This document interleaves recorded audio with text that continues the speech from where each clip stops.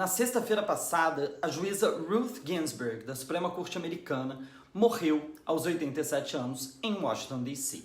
A sua morte ela abriu um novo campo de guerra nas eleições de 2020. Donald Trump vai nomear um novo juiz para a vaga de Ginsburg? Como que funciona esse processo e o que é que está em jogo?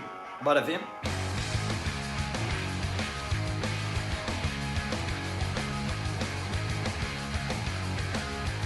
A Suprema Corte Americana é formada por 9 juízes, todos eles nomeados por presidentes, aprovados pelo Senado americano e que ficam lá até se aposentarem, se demitirem ou morrerem.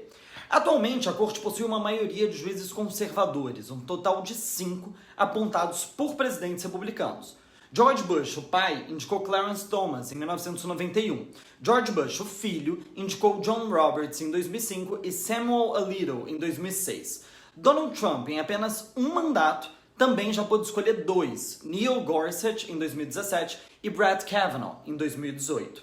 Depois da morte de Ginsburg, nesta sexta-feira, restaram apenas 3 juízes nomeados por democratas. Stephen Breyer, que assim como Ginsburg foi nomeado por Bill Clinton em 1994, e Sonia Sotomayor e Elena Kagan, ambas escolhidas por Barack Obama em 2009 e 2010, respectivamente. A Suprema Corte é extremamente fundamental na democracia americana. Foi a Suprema Corte, por exemplo, que decidiu favoravelmente ao casamento igualitário nos Estados Unidos em 2015, assim como foram os juízes em 2000 que deram fim à angústia da apuração que durou mais de um mês da eleição de Al Gore contra George Bush. Tá, ok.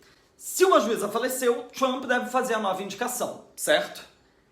Mais ou menos. Existe um pequeno detalhe que é: a gente está a menos de 4 meses do fim do mandato de Donald Trump e a menos de um mês e meio das eleições nos Estados Unidos.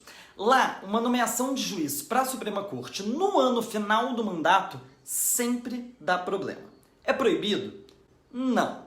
É visto com bons olhos? Também não. No início de 2016, Antonin Scalia, um juiz conservador nomeado por Ronald Reagan em 1986, também faleceu. Na época, Barack Obama anunciou a indicação de Merrick Garland para ocupar a vaga, em março, muito antes de setembro. O Senado, que era de maioria republicana, assim como hoje, não aceitou a sua nomeação. O argumento foi a de que Obama estava no fim do seu mandato e que essa nomeação deveria ficar a cargo do presidente que fosse eleito em novembro. Na época, Lindsey Graham, um senador republicano da Carolina do Sul, disse isso. I want you to use my words against me. If there's a Republican president in 2016 and a vacancy occurs in the last year of the first term, you can say, Lindsey Graham said, let's let the next president, whoever it might be, make that nomination, and you could use my words against me and you'd be absolutely right. Hoje, esse mesmo senador afirma que votará favorável à indicação de Donald Trump. Essa situação de 2 pesos e 2 medidas está sendo muito criticada pelos democratas, visto que em 2020 a nomeação seria feita ainda mais próxima do fim do mandato presidencial. Mas as contradições não são apenas dos republicanos. Joe Biden também está sendo muito atacado pelas diferentes opiniões que teve sobre o assunto durante os anos. Em 1992, durante o fim do mandato de George Bush, o pai, por exemplo, o então senador disse isso. It is my view that if a Supreme Court justice resigns tomorrow or within the next several weeks, or resigns at the end of the summer, President Bush should consider following the practice of a majority of his predecessors and not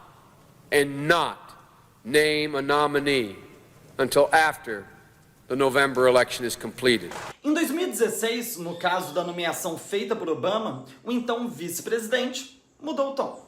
I made it absolutely clear that I would go forward with the confirmation process as chairman, even a few months before a presidential election. E agora, em 2020, parece ter voltado para aquela linha de 1992.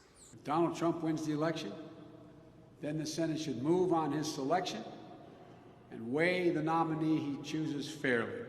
But if I win this election, President Trump's nominee should be withdrawn. And as a new president, I should be the one who nominates Justice Ginsburg's successor.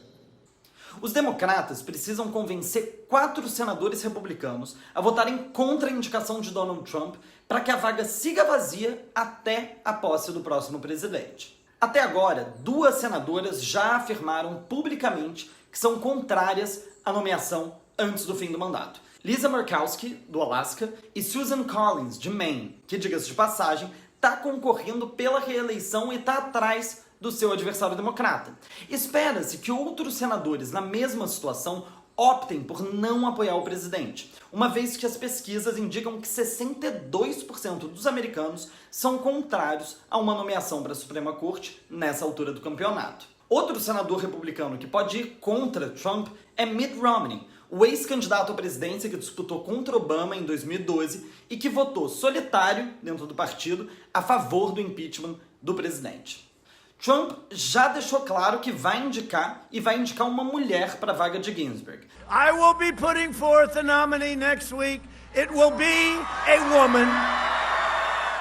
As 2 mais cotadas são Amy Coney Barrett, uma juíza católica conservadora e que seria a mais jovem a integrar a corte, com 48 anos. Outra opção seria Bárbara Lagoa, de 52 anos, igualmente conservadora e filha de cubanos. Uma forma ótima de Trump disputar o voto latino mais conservador, que pode garantir a sua vitória em estados como a Flórida, o Texas e Arizona. Bem, é isso. A novela não termina por aqui e ainda certamente vamos ouvir muito sobre a Suprema Corte até a eleição de novembro. Até mais! Do you ever listen to music to get all jacked up before you work out? I listen to mostly opera recordings. Oh, okay. Can I recommend a great workout song? I think you might enjoy this one. This.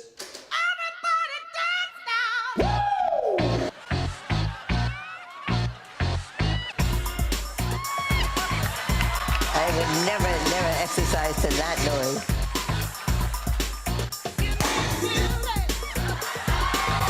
Let's shut it off. No. Well, we could listen to opera too. Up top. Justice Ginsburg? Yeah. High five.